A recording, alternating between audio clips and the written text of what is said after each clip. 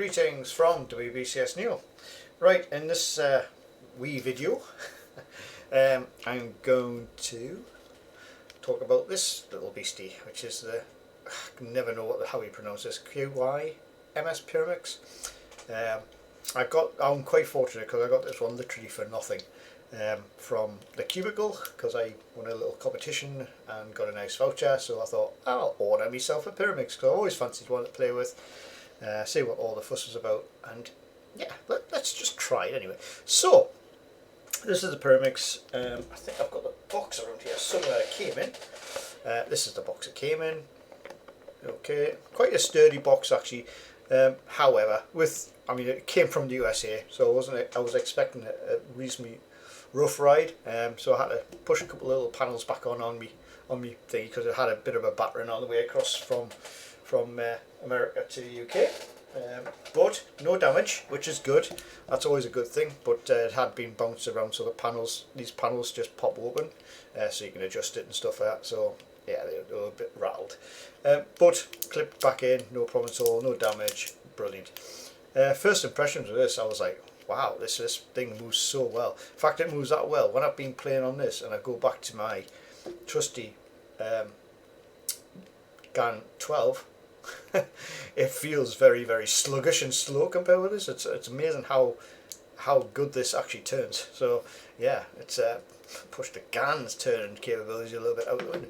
Anyway, so how well does it spin? It spins very, very well. Very nice lock. When it gets to its shape, it locks really nicely. So yeah, I still haven't got used to how you move this thing, but it is just, the only thing I would say probably is that the corner magnet could do with a bit more edginess, because it is quite easy to get it a bit flopped around, especially when you're turning it. I think you could have done with a bit more magnet strength on the corners, just to stop and turn when you're actually turning this thing. You could, when you're doing this by accident, you could do all this rubbish. Right, anyway, so how do you solve all of these things? Quite reasonably easy.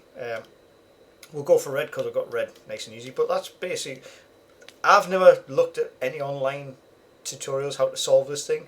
That's how easy it is to solve. I've just used, again, just logical thinking from doing other cubes and applying it to this. So I would say, I've never looked at the manuals, so anybody who does it at top level, let us know what you think of my method.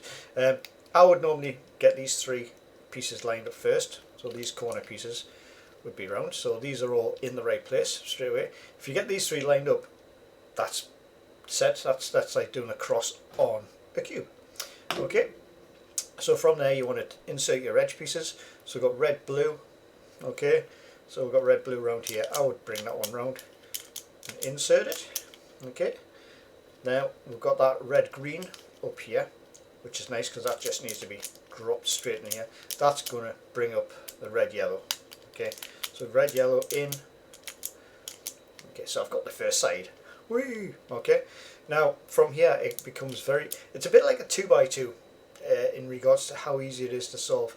So on here, this is what I would do for this anyway. There's probably an algorithm for this that does it solve straight away, because it is pretty much just these two need to be swapped around. I am going to do this. Okay, this is what I do. Okay, and that gives me the 4. Okay, now I just rotate and I say this blue needs to go here, so I need to do this. And I'm solved. There we go. Done. So I did it soon. Yeah, I did soon. Yeah, I did soon. Left-handed mirror soon. So I did it soon to solve it. So there you go. That's how I solve it. Is it the most efficient way? Probably not. I will get corrected off all my friends in the Cuban community, so they can all go, yes, that's pretty rubbish way of solving it. Just like I solved my 2x2, not using Ortega or anything like that, but I can still do sub 10 on that, so I'm happy with that. I've even had under sub 4 on non-Ortega method.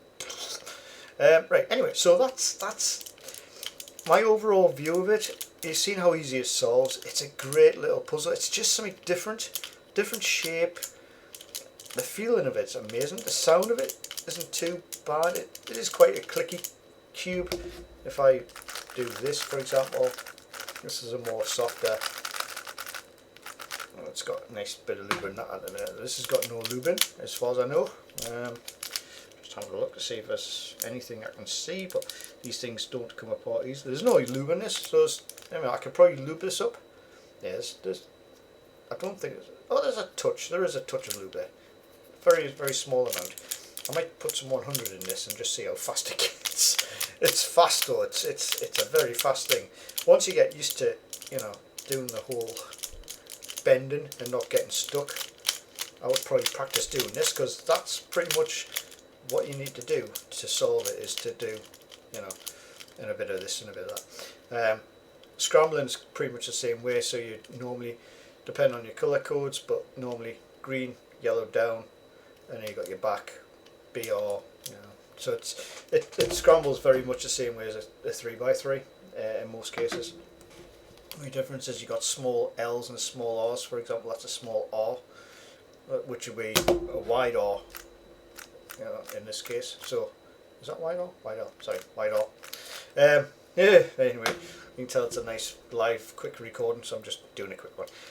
Overall view of it, I think it's a great little puzzle. Like I say, it feels nice. It doesn't feel cheap.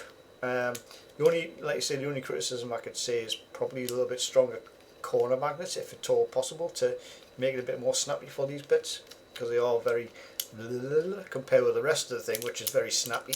This is like so snappy. It's great, but it does do spins quite nicely. So you can, you know,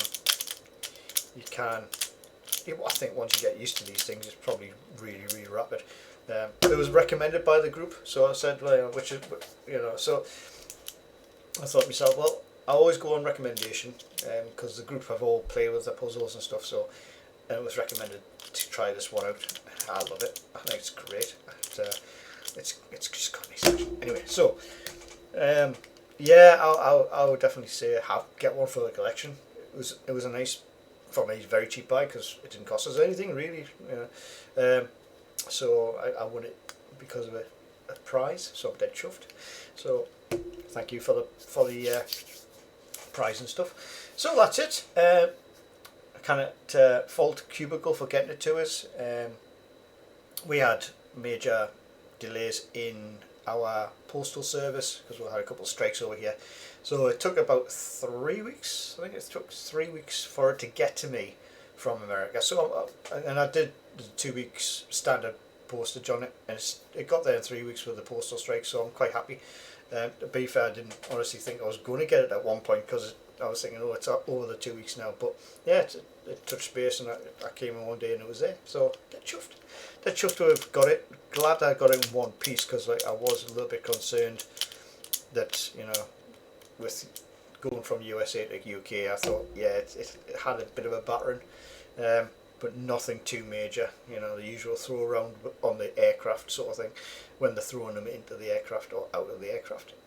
So just corner pieces on these come apart quite nicely. I pushed them back on now. They're kind of getting back up. So they must have had a fair bit of a brunt, because I can't actually get the edge pieces to pop. Not on my fingernail anyway. Oh, hang on. There we go. So there's an edge piece. So there we go. So yeah, they weren't fully off, but that's how they come on and off. And now I kind of get back.